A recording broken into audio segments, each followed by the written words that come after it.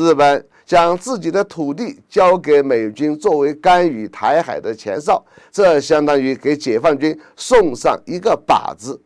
日本战略纵深极小，任何军事目标都很容易被锁定。如果日本自卫队直接参与，必然面临更严重后果。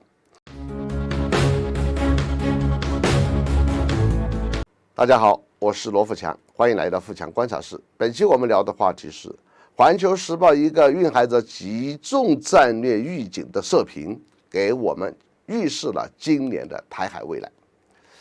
很多人并不知道《环球时报》在我国媒体中的定位到底是什么，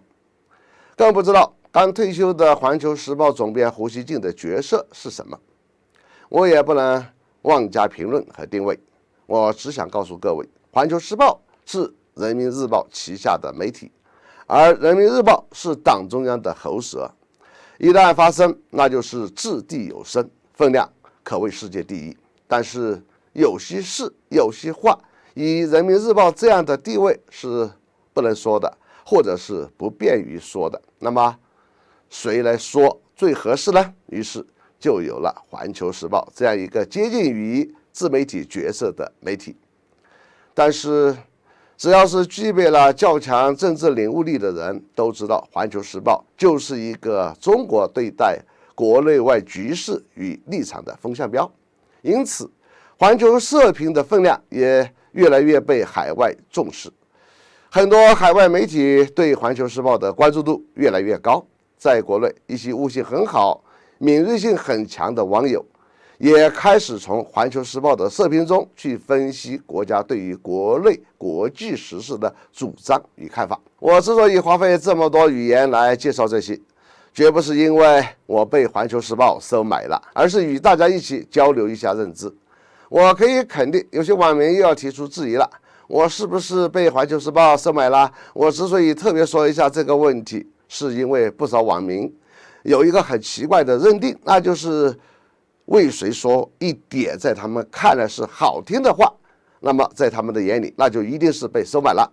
因为有些网友曾经留言说我就是《环球时报》的走狗，是胡锡进的跟班等等。我今天就想问一下胡锡进先生，我是不是您的跟班？你退休以后事情很少了，能不能收我为徒？扯远了，书归正传吧。1月7日，美日外长、防长举行2+2线上会议，并发表联合声明，无称所谓中国威胁，扬言双方要合作遏制破坏区域稳定的行动，并在必要时作出回应。声明重申钓鱼岛适用日美安保条约，并提及台湾、新疆、香港、东海、南海等问题，差不多把反华老调都重谈了一遍。美日2+2不止于嘴瘾，双方和睦了一些直接针对中国的行动，这是对地区安全发出的威胁信号。特别值得我们重视的问题是，据日本媒体此前披露，美日已经拟定共同作战计划，一旦台海发生紧急情况，双方将采取联合行动。美国海军陆战队会在日本西南诸岛设置临时攻击性的军事据点，该计划据称是此次2+2会谈的重点议题。美日官方均未对此予以证实，貌似为了保持战略模糊性，但其实这根本不需要日美双方的官方证实，因为这完全就是多余的。美日双方的举动已经自证了一切。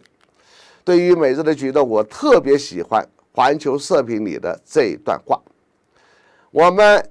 想特别跟日本说几句，日本将自己的土地交给美军作为干预台海的前哨，这相当于给解放军送上一个靶子。日本战略纵深极小，任何军事目标